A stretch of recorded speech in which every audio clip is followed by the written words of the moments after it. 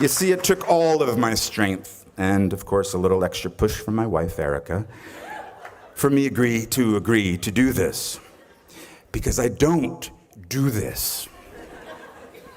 In my profession, I am told by people who know what they're doing, where to stand, how to look, and most importantly, what to say.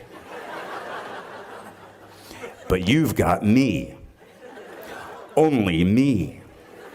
My words unedited, and as you will see, quite embarrassing. Okay, let me think. I'm thinking. But I didn't read that. That was ad-lib. Let me think. What has everyone and their uncle told me as I desperately seek out advice on how to give a commencement address? Tell them what they want to hear. Talk about your time at Bennington. Know that there is no wrong speech.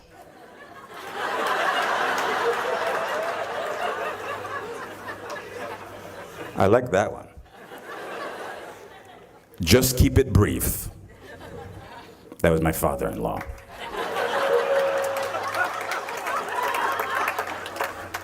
Be brutally honest. Tell them how hard it is after you graduate. We'll get back to that one. Just watch Meryl Streep's commencement speech at Barnard and you'll be fine.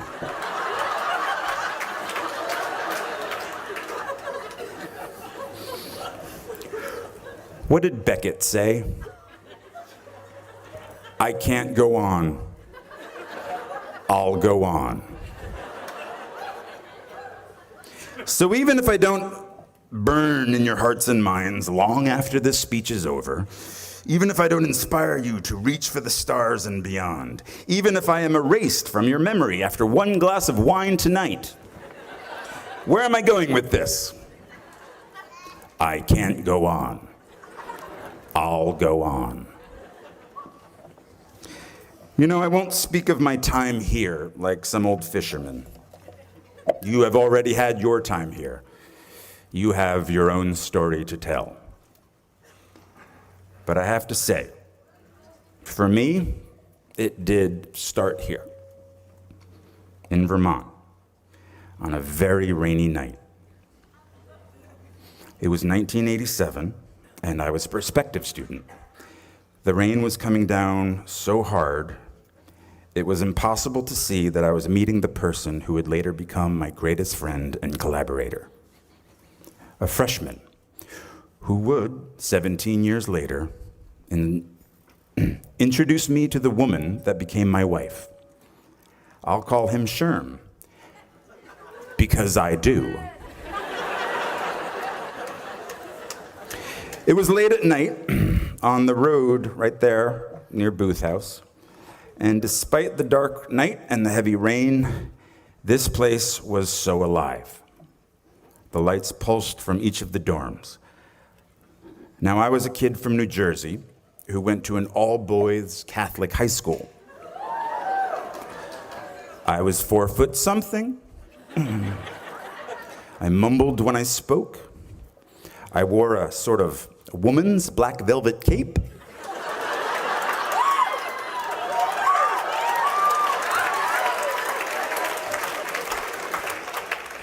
Black tights, combat boots, and a scowl. But here at Bennington, I was home.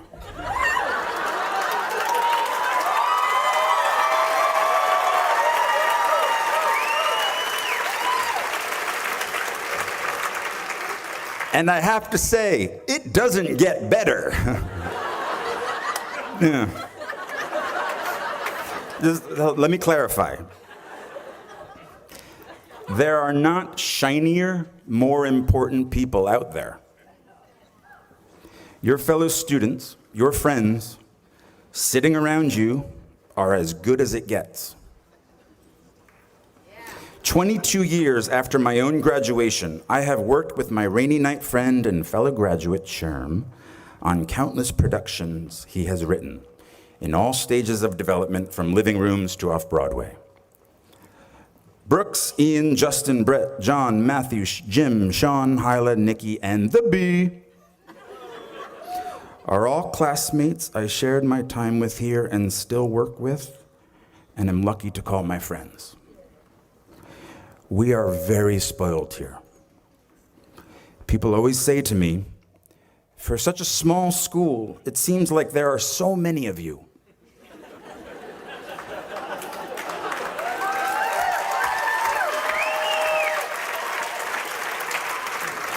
I find that really interesting, and I kind of think that's perfect. We can't help it. We burn very brightly. Please don't ever stop. Okay. Graduates, now when I sat where you are, sitting right now, I had so many dreams of where I wanted to go, who I wanted to be, and what I wanted to do. Theater companies I wanted to start with classmates, movies I wanted to be in, directors I wanted to work with, stories I needed to tell. It might take a little time, I thought, but it would happen. When I sat there, 22 years ago, what I didn't want to think about is where I would be tomorrow. What I would have to start to do tomorrow. And I graduated in 1991, a great year, a time of resurgence for independent films in this country, a time of relatively affordable rents in New York City. See, I assumed that I could make a living writing my plays. Acting way off Broadway. And hopefully, one day, join the actors I loved and respected in those independent films. TV? Oh, what? No. What, are you kidding me? No, didn't even consider that. I had much more class than that. Much more self-respect than that. Like soap operas and shit. What I didn't have was cash, a bank account, a credit card, or an apartment. I just had debt.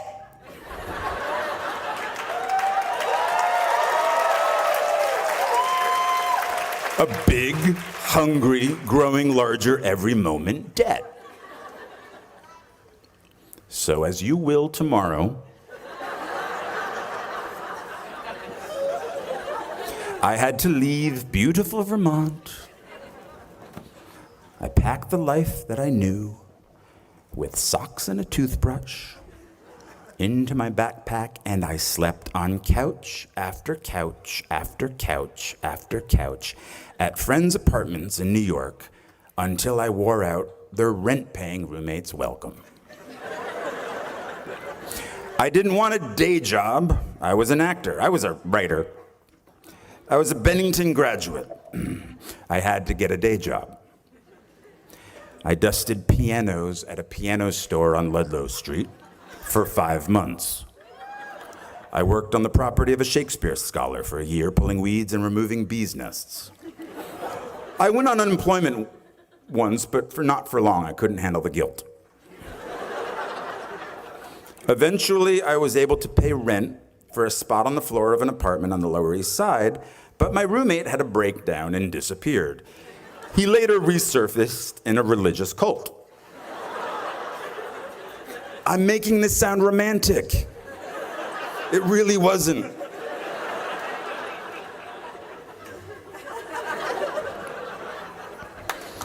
I helped hang paintings at galleries, paintings that inspire you to think, I could do that.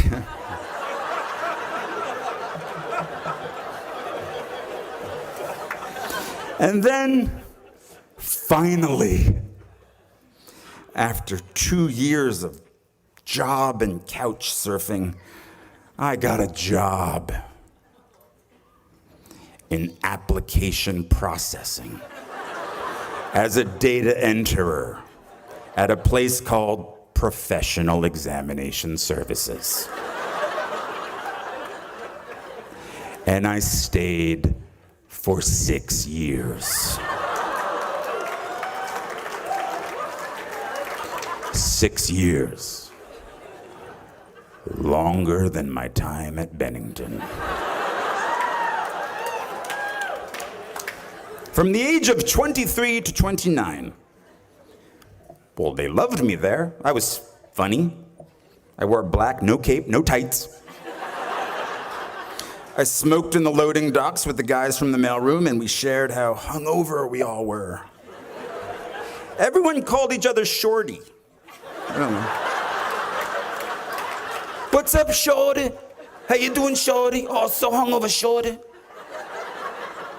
I called in sick almost every Friday because I was out late the night before. I hated that job, and I clung to that job. Because of that job, I could afford my own place. So I lived in Williamsburg, Brooklyn, Yeah, you say that now.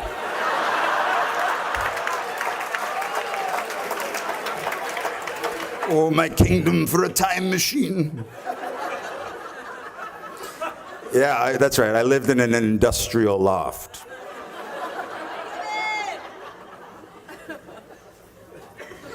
My rent was $400 a month. My dream of running a theater company with my friend and fellow Bennington graduate Ian Bell had died. I won't go into those details, but neither one of us had any business sense, and the theater we lived in, it had no heat or hot water. We didn't smell very good, but we had our youth. The youth gets old very quickly. You'll see. So Ian moved out to Seattle, and I moved up the street to my loft. And I still didn't have heat. In 1993, industrial loft meant not legal to live there. I don't want this to sound cool, and I feel like it's sounding cool. Shit. Ad lib.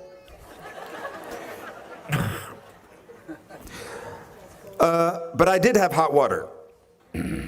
Hot water in my bathroom, which a friend of mine using said bathroom once shouted, "It smells exactly like a summer camp in here." It was true. For some reason, in the middle of Brooklyn, there was earth in my shower. Actual earth. And then, oh look, mushrooms growing from the earth. But I was safe, though. The Ideal Fire Control Company was right across the street where they make all the chemicals that put out chemical fires. I did not fear a chemical fire. I would be okay. And all those chemicals in the air were okay, too, because up the street we had the spice factory. They made spices. And that just covered everything up in a nice cumin scent. I had a rat. But that was okay, because I got a cat. His name was Brian, no relation.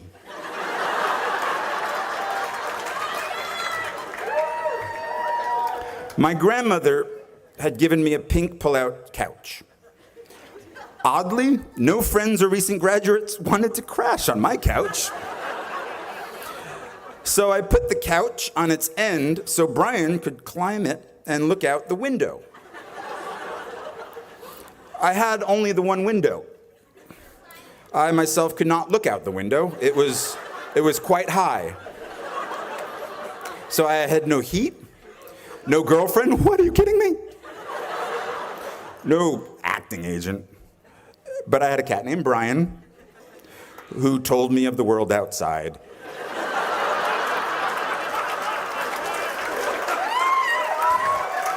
And I stayed for 10 years. No, don't pity me. There's a happy ending. When I was 29, I told myself, the next acting job I get, no matter what it pays, I will, from now on, for better or worse, be a working actor. So I quit my position at the Professional Examination Services.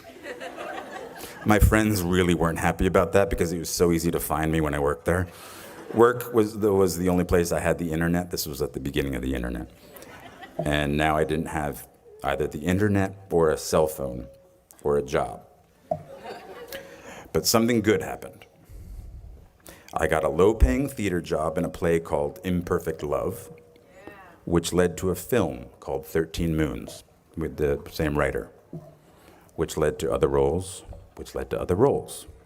And I've worked as an actor ever since.